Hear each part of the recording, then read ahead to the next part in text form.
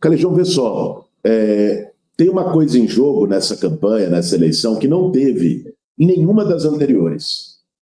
Porque na campanha anterior você teve o debate da democracia, do risco que o bolsonarismo representava. Aliás, Bolsonaro está preso pela tentativa de golpe de Estado e tudo mais. Se formou uma frente ampla em defesa da democracia.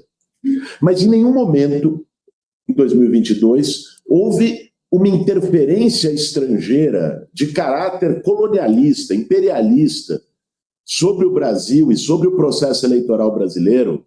Era impensável o que está acontecendo agora. Na verdade, porque esse segundo governo do Trump, ele faz uma virada na geopolítica mundial em que os Estados Unidos passa do soft power, do multilateralismo, para um imperialismo mais aberto, para ambições coloniais claras, principalmente na América Latina. Isso está, inclusive, na doutrina de defesa, estratégia de segurança nacional do Departamento de Estado, publicada no fim do ano passado pelos Estados Unidos. Ela diz isso com todas as letras, é o corolário Trump da doutrina Monroe. Esse é o subtítulo da parte que eles tratam da América Latina, onde dizem, olha, a América Latina tem riquezas, a América Latina tem lítio, a América Latina tem cobre, a América Latina tem petróleo, a Venezuela é a maior reserva mundial de petróleo, por isso que o Trump interveio lá. A América Latina tem terras raras, a América Latina tem grafita, a América Latina tem quartzo. E uma parte importante dessas reservas estão no Brasil, sobretudo de terras raras, que é a segunda maior do mundo, só atrás da China, de quartzo, que é o que gera silício, é a base do silício, que não precisa dizer até pelo Vale do Silício, que é um componente essencial para a economia digital, para a tecnologia eletrônica. O Brasil tem a maior reserva do mundo de quartzo, de grafita também. Então, veja, o que está acontecendo agora é os Estados Unidos querendo recolonizar a América Latina. E o Brasil como parte disso. 500 anos depois. E qual é a lógica? A lógica é muito parecida com lá de trás, Calejão. Os espanhóis, os portugueses vieram aqui no nosso continente, tomaram nosso ouro, tomaram nossa prata durante séculos. Escravizaram nossos povos durante séculos. Depois, no século XX, primeiro os ingleses, depois os norte-americanos, tomaram o nosso minério de ferro. O minério de ferro, como é a base do aço, ele era essencial para a economia industrial. Não é? O aço era um componente-chave para a economia industrial do mundo. O Brasil tem uma das maiores reservas de minério de ferro do mundo. E aí, qual é a ideia? A gente exporta o minério de ferro bruto e eles agregam valor fora com a indústria siderúrgica fazendo aço. E é assim que é até hoje. O Brasil produz pouco aço e é um grande exportador, o quarto do mundo, de minério de ferro bruto. Essa é a realidade. E querem fazer o mesmo com as terras raras. Então, a operação que o Trump está construindo, que os Estados Unidos estão construindo, é uma operação de interferência direta nessa eleição. E isso coloca o que está em jogo. O que está em jogo não é Lula contra Flávio Bolsonaro. Não será simplesmente isso. Não será sequer só dois projetos de país. Boulos, não parece que está funcionando muito para a candidatura do Flávio, se deteriorou muito, principalmente depois do áudio dele chamando o Vorcaro, que é o pivô do maior escândalo de corrupção do país, de amigão, que ele estaria para sempre junto com o cara. Depois veio o Tari Flávio, e tudo isso desgasta muito a campanha do Flávio. As últimas sondagens vêm demonstrando o Lula significativamente na frente. Não quer dizer que isso é líquido e certo, que a coisa está dada, mas o presidente Lula aparece agora numa posição, digamos, mais confortável, no qual, ao que tudo indica, ele deve ser reeleito. Eu conversei aqui no canal, eu e o Demori, conversamos com o Maurício Moura, do Instituto Ideia, e eu perguntei abertamente para ele se acredita em vitória em primeiro turno, e ele me falou, olha, não só eu acredito, como hoje, eu te diria que a probabilidade, existe uma probabilidade boa disso acontecer. Como é que você avalia isso, Boulos? Você acredita nessa vitória no primeiro turno? E dado o atual contexto que a gente tem dessa ingerência muito agressiva, eu queria que você discorresse um pouco a respeito da importância de uma vitória com V maiúsculo, né? Que seja de preferência no primeiro turno, mas se for para o segundo turno, que seja mais ampla possível e de uma vitória importante também no Congresso, na Câmara e no Senado, Boulos. João, eleição não se ganha de véspera, né? Eu acho que nós vamos ter um jogo muito duro, tá? Mas um jogo duro não é exatamente contraditório com a possibilidade da eleição se resolver em primeiro turno. Porque você pode ter uma polarização tão grande, mesmo com todas as fragilidades do Flávio Bolsonaro, quem tem voto na direita brasileira é o bolsonarismo. E é ele quem vai canalizar isso. O que é uma coisa meio absurda, né? Um cidadão como esse ter 40 e poucos por cento é um sintoma das dificuldades que nós temos e do avanço que essa lógica extrema-direita, fascista, atrasada, ganhou não só no Brasil, mas em várias outras partes. O que você pensa, cara? Qual é o projeto de Brasil do Flávio Bolsonaro? Já parou para pensar isso? Quer dizer, o que ele propõe para o SUS, para a agricultura familiar, para a educação pública? Quer dizer, ele é um deserto de ideias, né? É um candidato oco que só carrega o sobrenome. É isso que ele tem. Quer dizer, o que eles poderiam fazer? Quais as linhas que eles poderiam adotar, como historicamente a direita fez? Querer ir para um caminho de atacar a corrupção. Veja, qual é a autoridade do Flávio Bolsonaro para falar de corrupção? Você citou o áudio do Vorcaro, mas sim. E vamos dizer, essa é a ponta do iceberg. Nós temos aí a mansão de 6 milhões aqui em Brasília, nós temos 51 imóveis de dinheiro vivo, nós temos a rachadinha, nós temos a lavagem. Ou seja, é uma ficha corrida. Ele poderia falar de segurança pública, está tentando fazer isso, dizendo, poxa, que ele combateu o crime. Com o histórico dele de ligação com a milícia do Rio de Janeiro, combateu o crime como? Então, veja, ele tem muitas fragilidades, né? Mas, inegavelmente, é o principal candidato da oposição. Essa interferência. Você acredita que Big Tech deve ser utilizada? Você acredita... Porque, assim, cara, quero crer eu, tá? Que a gente não vai viver uma invasão militar armada estadunidense em solo brasileiro. E isso seria o maior escândalo da história do Ocidente, possivelmente. Eu não acho que isso vai acontecer.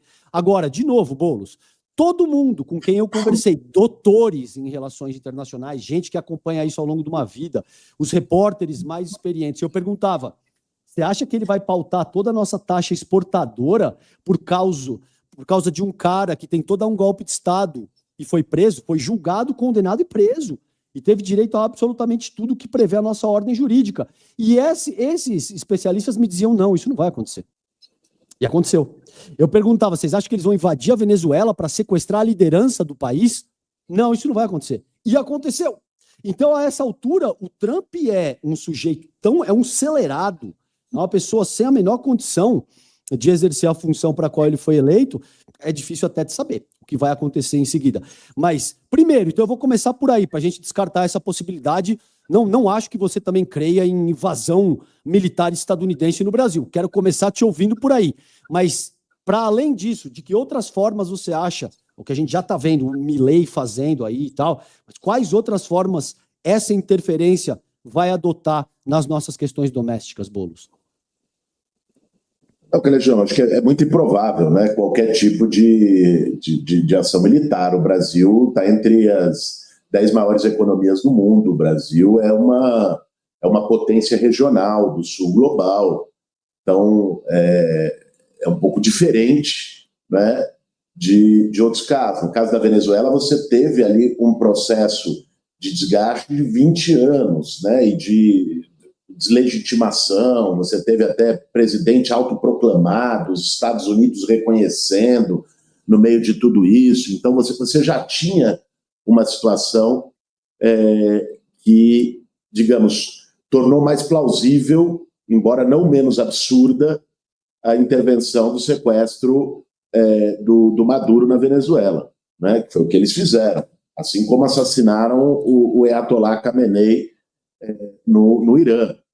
Ou seja, Agora, eu acho que é importante a gente botar as coisas no lugar, que eu acho que essa atuação do tarifaço e o que o Trump tem feito contra o Brasil não me parece que seja pelo Bolsonaro, sabe?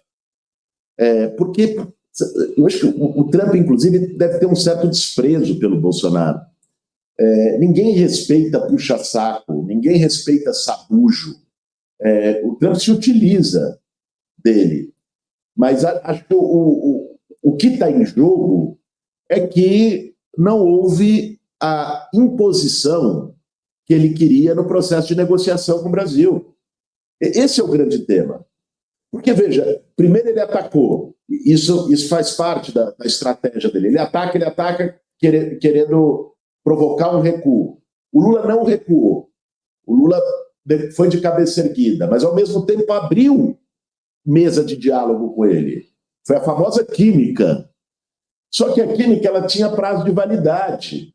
Porque quando abriu a negociação real do Brasil com os Estados Unidos colocaram condições que são intoleráveis. Eles queriam controle fiscal, exportasse a terra rara bruta sem refino e sem processamento aqui no Brasil, agregando valor lá nos Estados Unidos. Eles queriam reproduzir uma lógica colonial com o Brasil. Impor condições para não tarifar que eram inaceitáveis. É a mesma coisa, Calejão. Eu vejo algumas pessoas, alguns jornalistas, inclusive analistas políticos engravatados, em redes de televisão, dizendo, mas o Lula não soube negociar, não quis, fazendo eco a esse discurso. É uma coisa tão impressionante, porque assim, você imagina, você vai negociar com alguém, aí a pessoa vai lá e fala, eu quero o teu carro, eu quero tua casa, ainda me dá a senha da tua conta bancária. Se você não fizer isso, eu vou te taxar. Ou seja, qualquer pessoa que tem um pingo de dignidade não vai aceitar uma situação dessa. E aí vai chegar e dizer, você não soube negociar, porque você não aceitou um acordo desse? E é isso que a gente vê, uma parte de um viralatismo que existe ainda no campo da formação de opinião nacional, que é impressionante. Quer dizer, o Lula se abriu para negociar, buscou negociação em termos justos, mas soberania não estava na mesa de negociação. Eu acho que esse é o grande tema. Como que eles podem atuar? A tua pergunta. Eu acho que tem caminhos, um deles está mais do que óbvio, que é o das Big Techs. Como atuaram em outras eleições presidenciais, isso não é especulação, isso não é teoria da conspiração, tem casos muito bem documentados e comprovados de como as maiores Big Techs do mundo são norte-americanas, né? A Meta, que comanda o Instagram e o Facebook, a Google, que comanda o YouTube, além do próprio mecanismo de busca do Google. Ou seja, isso dá um poder na formação de opinião pública, na incidência na formação de consciência, de escolha política eleitoral das pessoas, tremendo, cara. Então, nós temos que estar monitorando isso com muita atenção, porque eu acho muito possível que ocorra uma intervenção dessa natureza, uma ingerência dessa natureza. Além do que o que eles ensaiaram com aqueles 2 funcionários que, corretamente, o nosso governo, o presidente Lula, decidiu caçar o visto deles, que viriam para cá para criar questionamentos em relação às urnas eletrônicas. Quer dizer, isso vai criando um caldo.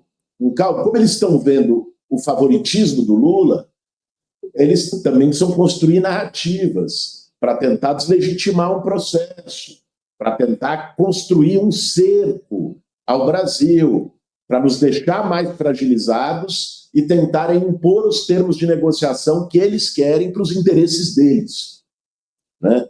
Então, isso nos preocupa. Lógico que nos preocupa, e são possibilidades não só, digamos, hipotéticas, são possibilidades reais, porque isso aconteceu em outros países da América Latina.